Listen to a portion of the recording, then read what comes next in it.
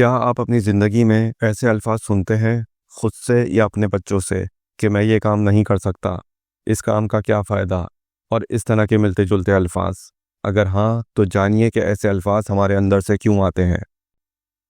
Mindset क्या है? Mindset आपकी अपनी एक सोच है, जो किसी भी काम को करने के लिए पहला ख्याल जो आपके ज़हन में आता है, उसे माइंडसेट कहते हैं।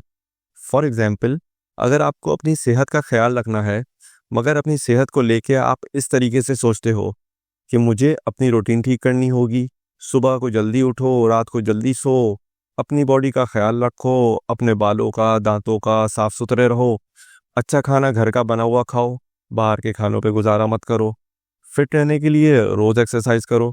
भाई इतना सब कुछ नहीं होता हमसे, हम तो चिल मारने वाले बंदे हैं। यार सेहत में तो बहुत सारी चीज़ें हैं, चलो अपने रिश्तों को ही बेहतर कर लेते हैं, मगर अब्बा से तो मेरी बनती नहीं, अम्मा हर वक्त पीछे पड़ी रहती हैं, भाई किसी चीज़ में मेरा साथ देता नहीं, और बहन किसी काम को मानती नहीं।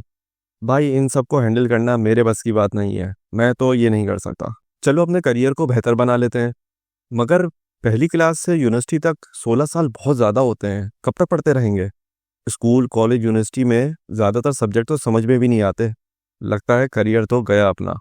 चलो बिजनेस कर लेता हूँ, मगर बिजनेस के बारे में तो घंटे का भी नहीं पता। घंटे का मतलब 1 घंटे की भी क्लास नहीं ली।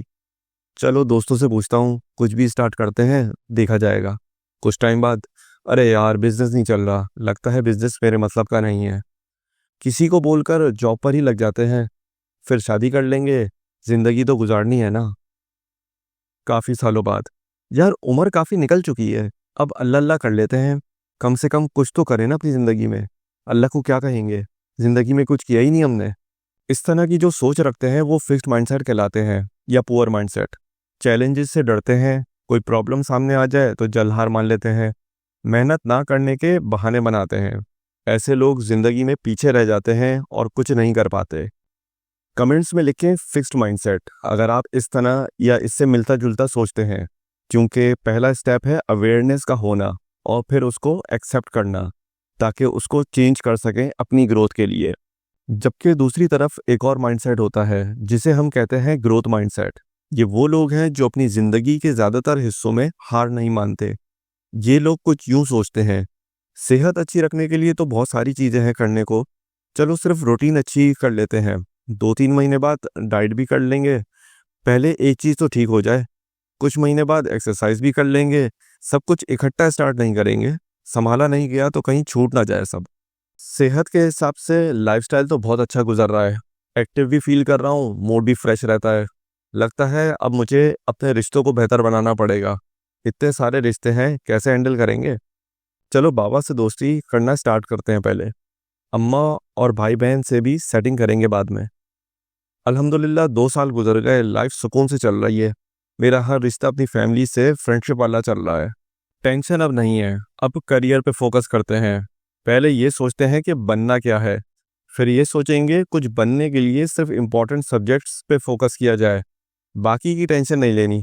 बस टीचर अच्छा ढूंढना है जो अच्छे तरीके से समझा दे। कुछ साल गुजर गए हैं, शादी भी हो गई है, अब कुछ साइड बिजनेस स्टार्ट करना चाहिए। पहले बुनियादी चीज़ें समझ लेते हैं, फिर स्टार्ट करेंगे। जब जिस चीज़ की ज़रूरत पड़ेगी उसके बारे में पढ़ेंगे। अल्हम्दुलिल्लाह ज़िंदगी बड़ी ज़बरदस्त गुजर रही है, अल्लाह अल्लाह तो करते ही थे, अब मज़ीद आगे बढ़ते हैं, इसमें दीन के बारे में समझते हैं। ऐसे लोगों की सोच को कहते हैं ग्रोथ माइंडसेट। ये लोग अपनी ज़िंदगी में जल्दी तरक्की करते हैं, जल्दी कुछ हासिल करते हैं, ज़िंदगी में रोज़ आदतें बेहतर बनाते हैं जिससे उनको सक्सेस मिले। ज़िंदगी में आने वाली प्रॉब्लम्स को अपॉर्चुनिटी समझते हैं, अपने फेलियर्स को सीढ़ी समझते हैं सक्सेस की तरफ जाने के लिए। कमेंट्स में लिखें ग्रोथ माइंडसेट अगर आप इस तरह सोचते हैं। अब समझते हैं कि ज़्यादातर लोग फिक्स्ड माइंडसेट में क्यों रह जाते हैं। बेहतरीन उम्र तब्दील होने की, अपनी आदतें बेहतर बनाने की, जो आपको सक्सेस की तरफ लेके जाए, 7 से 25 साल तक होती है। और इस एज में हम सब वो पढ़ के अपनी ज़िंदगी गुजार देते हैं जिसका ना सर होता है ना पैर होता है।